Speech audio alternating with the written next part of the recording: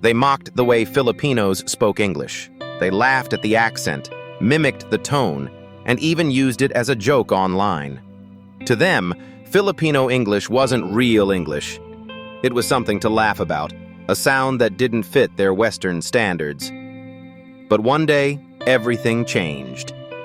It started with a debate competition that no one expected would make history. On one side were students from top universities across the world, native English speakers from the United States, the United Kingdom, and Australia. On the other side stood a small team from the Philippines. They didn't come from wealthy schools or with fancy accents. They came armed only with confidence, clarity, and an unshakable belief that communication isn't about where you come from, but how well you connect ideas. As the debate began, people underestimated the Filipino team immediately. Whispers filled the room. Some thought they wouldn't even understand the complex topics being discussed. But then the first Filipino speaker stood up and silence fell. Her English was fluent, her argument structured, her tone powerful.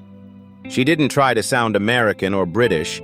She spoke in her own rhythm, her own identity, and it was flawless. The audience was shocked. The judges leaned forward, listening closely. Every sentence landed with precision. Every argument made perfect sense. And when the second Filipino speaker took the floor, something even more powerful happened. He dismantled the opposing team's points one by one with facts, logic, and composure that most people only see from professionals. By the end of the first round, the same people who once mocked Filipino English were suddenly clapping. The debate continued for hours, with emotions running high. The Western team tried their best to fight back, but they struggled to keep up. They used complicated words, academic tones, and polished delivery, but it lacked connection. The Filipino team, on the other hand, spoke from the heart.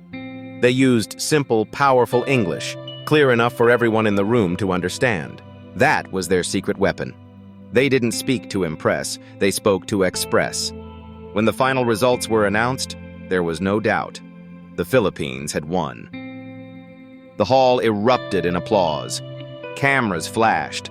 The same judges who once believed that Filipinos couldn't speak English properly stood to congratulate them. And at that moment, something much bigger than a debate victory happened. It wasn't just about who won. It was about what the world learned that day. They realized that the English language doesn't belong to one country. It belongs to anyone who uses it to share knowledge, truth, and compassion. The Filipino team didn't just speak English, they spoke it with heart, and that's what made all the difference. In the days that followed, clips of the debate spread across social media. People couldn't believe what they saw. The same netizens who once mocked Filipino English were now praising it. "Their accent is beautiful," one comment said. "They speak clearer than most of us," another wrote. Suddenly, the perception of Filipino English began to change. People realized that the Philippine education system, though often underfunded, had built one of the most fluent English-speaking populations in Asia. Millions of Filipinos had grown up speaking English not just as a subject in school, but as part of daily life. From teachers to call center agents, from nurses to engineers, from students to overseas workers, Filipinos used English as a bridge to the world. And this debate victory became a symbol of that strength. News outlets picked up the story. "Filipino students win global debate championship," the headlines read. It became a viral topic not just in the Philippines but around the world. Universities began studying how Filipinos had developed such high levels of communication skills. Experts pointed out something remarkable. The Filipino accent, once mocked, was actually one of the clearest and most neutral in the world. That's why international airlines, tech companies, and global call centers preferred hiring Filipinos. Their English wasn't just correct, it was understandable. And while many people tried to sound Western, Filipinos were now showing that they didn't need to. Their natural way of speaking was already world-class. The debate victory inspired thousands of Filipino students. They saw that they didn't have to change who they were to be respected. They didn't need to hide their accent or feel insecure about it. They could speak proudly because their English represented their resilience, their intelligence, and their courage. It was proof that you could come from a small island in Southeast Asia and still compete and win on the global stage. As the story spread, even the Western team that lost spoke out. They congratulated the Filipino debaters and admitted that they had underestimated them. One of the foreign judges even said, "I've judged many debates in my career, but this was the most enlightening." These Filipino students reminded us that English is a tool for connection, not superiority. And that statement hit home. Because for so long, the world had measured English ability through accent, not understanding. Through imitation, not authenticity. But this debate shattered that illusion. From then on, more and more people began appreciating how Filipinos used English with meaning and humility. Schools across Asia even started adapting Filipino-style English training, focusing not on sounding American, but on being clear, confident, and natural. In the Philippines, the students were welcomed back as heroes. Their small provincial school became famous overnight. Local officials honored them, and universities offered scholarships. But when asked what made them win, their answer was simple.